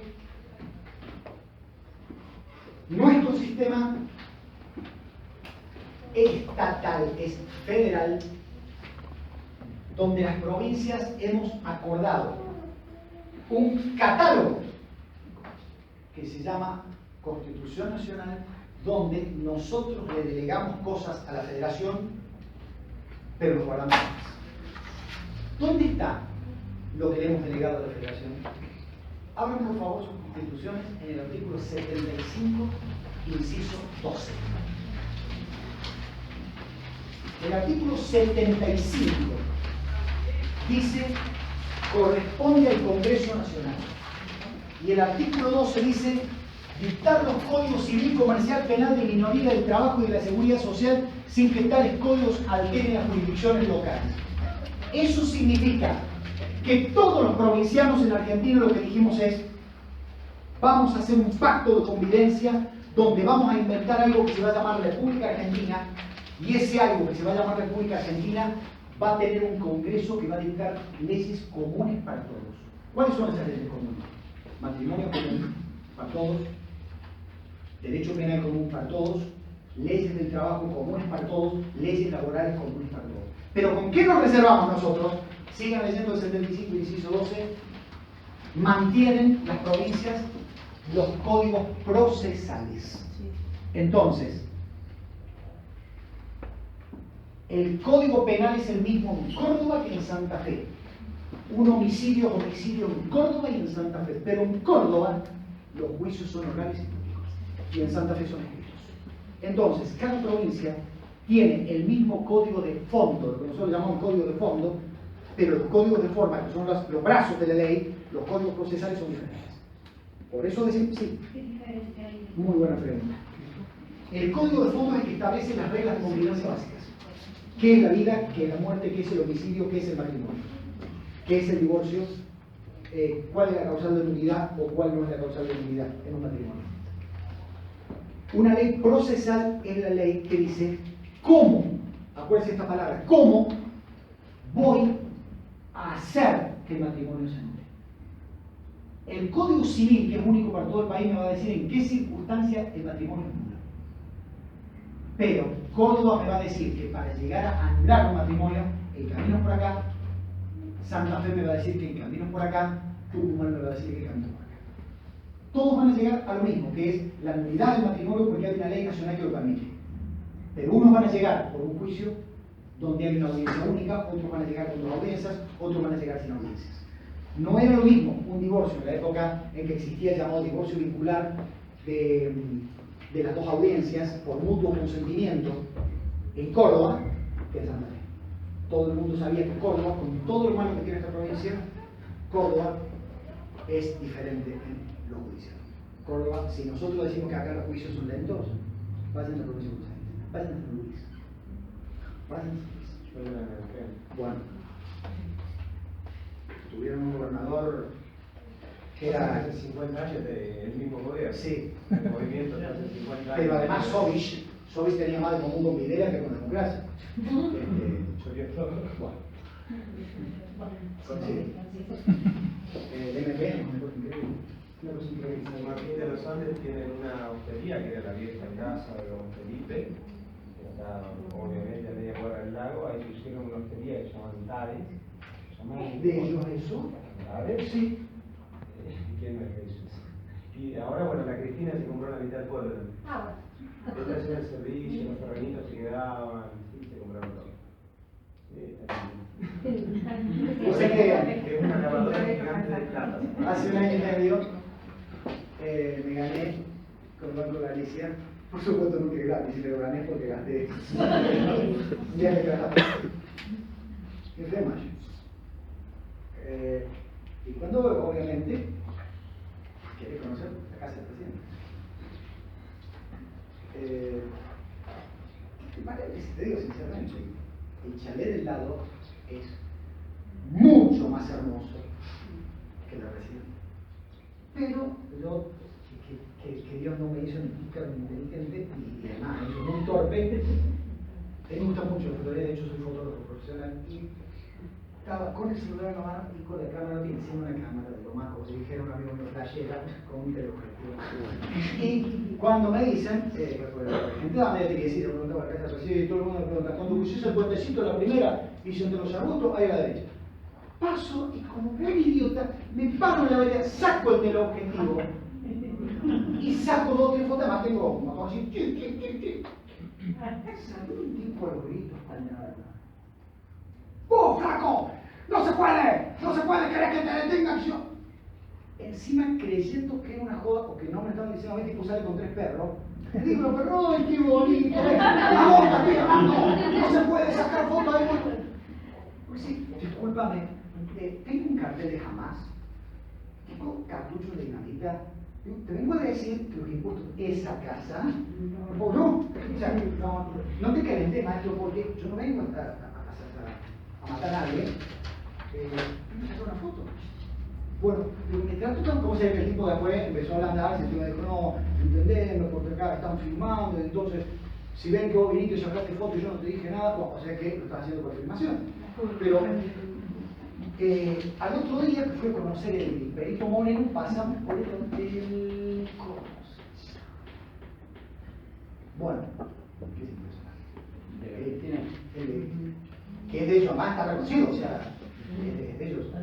Está como está fuera No, de no, Calafate. no, Está fuera. tiene su nombre. Está, no, tiene Roca Alto, no sé cuánto, creo que se llama.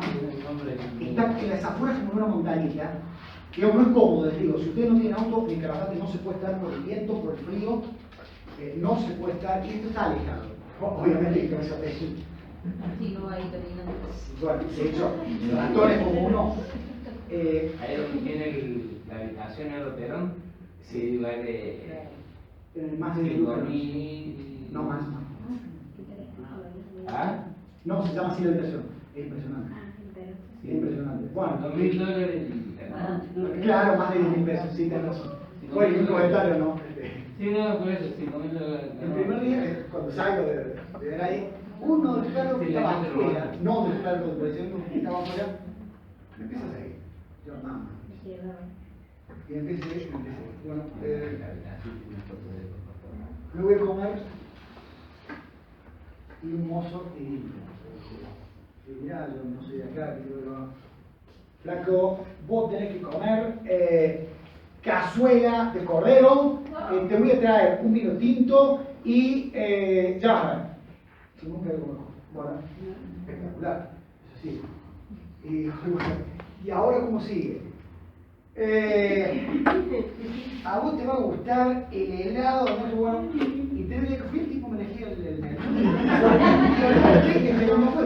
salgo, no de taxi, porque ya en la época empezaba a nevar, y ahí vos ves esta porquería, ¿no? Porque digo, ¿cómo llego al hotel? Porque yo soy de los que estaba sin auto, en Google Maps, y empezás a caminar, ¿qué pasa? Se pone oscuro muy rápido. No van a creer. Un momento, pierdo la señal, totalmente perdido, no hay absolutamente un ser humano. Porque además hay una avenida que es el viejo aeropuerto, que además son kilómetros caminando, y bueno, yo voy a caminar por un momento de tiempo. Medianoche quiero estar en el hotel. El pichicho me empieza a guiar. El pichicho, pues, no sé. ¿Sabes que el pichicho o era del hotel o era de por ahí? El pichicho me llevó. Así que le debo no haber quedado muerto frente al hotel de Cristina. La próxima reunión vamos a comenzar con la constitución de la provincia de Córdoba. ¿Qué es lo que vamos a ver? Vamos a comparar poder por poder nacional con la provincia. Vamos a ver cómo es el poder ejecutivo argentino frente al poder ejecutivo provincial. Vamos a ver reelección o no en la nación con reelección o no en la provincia. Vamos a ver composición de la legislatura de Córdoba, a diferencia del Congreso Nacional, y vamos a ver cómo se compone el Poder Judicial de Córdoba frente al Poder Judicial de la Nación. Acuérdense que esto, como es una república federal, convive lo federal con lo provincial. Hoy, ¿qué vimos? Jueces federales. Sobremonte 972. Juzgado Federal de Río Cuarto. La próxima reunión vamos a ver Alvear Esquina de Apure, los tribunales de la provincia de Córdoba, los fiscales de la provincia de Córdoba. Cuando aquí explotó la planta piloto, juzgó el juzgado federal, pero si algo hubiera pasado ahí afuera, juzga la provincia. ¿Me entienden? Como somos federales, conviven la provincia con la nación. ¿Todo bien? Bien. ¿Alguna duda, alguna pregunta? Bueno. Sí. El viernes se cumple un aniversario más de un episodio que fue muy duro para América Latina, que fue el cuartelazo en Chile el 11 de septiembre de 1973, donde el general Pinochet ordenó bombardear el Palacio de la Moneda y donde se quita la vida el presidente Salvador. Salvador Allende había estado en la Argentina hacía muy pocos meses, precisamente en el balcón de la Casa Rosada, junto al entonces presidente Cámpora, que duró 49 días, y junto al entonces presidente de Cuba, Osvaldo Rodríguez. Los que viajamos seguido a Chile vemos el efecto de una dictadura, como disciplinaron a un pueblo, como la gente tiene miedo de manifestarse, simplemente no que esas cosas no vuelvan a pasar nunca más. Cuando uno por ahí escucha algunos discursos, algunas cosas que se dicen por ahí, ¿cómo se nota que hay gente que no ha vivido lo que significa tener una bola en la cabeza? O que no sabe lo que es que tu hijo, que tu hermano, que tu padre salga a trabajar y no vuelva más. A lo que uno apunta es, con todo lo malo que puede tener una democracia, hay que consolidar lo que hay, mejorarlo, pero no se mejora insultando un café. Si queremos que el país mejore, hay que comprometerse. Y se compromete uno echando a los corruptos y a los ladrones. Y no se los echa nunca. Profe, con el laburo que tengo, ¿usted quiere que meta mi opinión política? No, pero quiero que el día 25 de octubre vayas a votar. Y vayas a votar convencido de tu paz. No digas, hoy qué boleto. Al país lo cambiamos.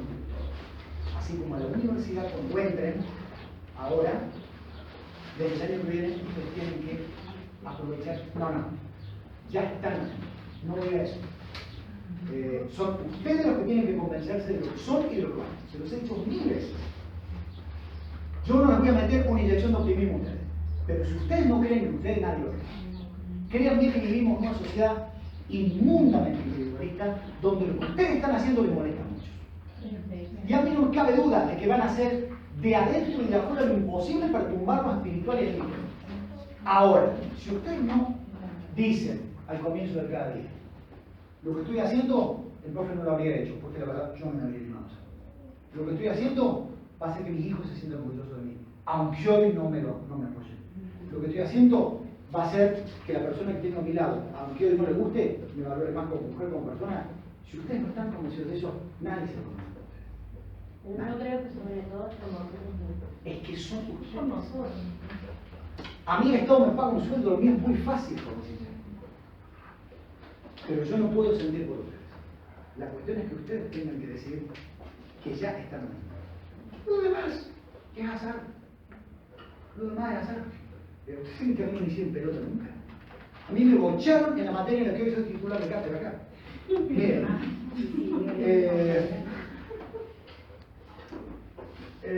recomiendo un librito. No tengan ganas, es un libro muy lindo. El fantasma de Canterbury. Bueno. En realidad es una burla entre los ingleses y los norteamericanos. Es todo un castillo en Gran Bretaña con toda la creencia de que había un fantasma, de que había sangre que nunca se iba a poder limpiar. Y como viene una familia yankee que le importa un bledo todas las creencias y cómo se burlan del fantasma y todo eso. Y bueno, y la cuestión es cómo el fantasma logra en un momento hablar con la hija de estos yankees, Canterville, y cómo la niña, gracias al amor, logra que el fantasma finalmente pueda descansar para siempre. Porque en un momento él le dice, lo único que yo quisiera es poder dormir para siempre, con solo el césped meciéndose sobre mi cabeza, no tener más ayer ni mañana. Porque ella decía, ¿y usted por qué nos está molestando toda la noche? Y él dice, te estoy molestando porque yo maté a mi esposa, bla, bla, bla, y entonces no me aceptan ni en el cielo ni en el infierno, tengo que pagar por el castillo y tengo que asustar a la gente. Pero hay un poema que dice que si de los labios de una rubia pura surge un pedido de perdón, entonces yo encontraré el sueño eterno, florecerá el almendro y la paz volverá al castillo. Entonces la niña se conduele, llora por él, el ángel de la muerte lo perdona, florece el almendro y el fantasma muere. Pero la cuestión es entonces, yo sé que puede haber mucho de ideología o de filosofía. Gente, la vida es eso. La vida es eso. ¿Cuál es la diferencia entre nosotros y los perritos y los perritos? Que nosotros podemos cambiar la historia de ellos. Pero podemos ser iguales que los perritos. Si lo que optamos es quedarnos la noche viendo TN, calentándonos en casa por las cosas que pasan, hagamos caso. Ustedes han tomado una decisión. Entonces, la próxima, esperemos que sí, no, ya estoy adentro. Porque además ya están. ¿Qué falta? Una evaluación de economía. ¿Y una evaluación ustedes creen que les pueda dañar psicológicamente? Una evaluación que un tercero va a hacer de ustedes va a ser tan importante en la vida de cada uno de ustedes. Gente, sáquense la presión de encima. La vida es una. La semana pasada se murió un amigo mío que vino de Cancún. 52 años, viene de Cancún, se bañó, se murió. ¿Qué van a esperar? Ustedes toman una decisión. Ustedes hagan lo de ustedes y los demás hagan lo que tengan que hacer los otros. Pero ustedes tienen que divertirse. Esto les tiene que cargar de presión en sus vidas. Ya demasiada presión tienen ustedes. Entonces, basta, maestros, basta. Ya están adentro y empiezan a pensar en lo hermosa que va a ser la vida a partir de la vida universitaria. No, basta de dudas. La duda es enemiga del dogma, pero también es enemiga del amor y es enemiga del futuro. Usen la duda para romper el dogma, pero no para romper el amor y el futuro. Tómenlo como quieran, ¿no? Y si no, pregúntenle a Betancourt. Jóvenes, tengan una hermosa semana. Nos vemos el miércoles.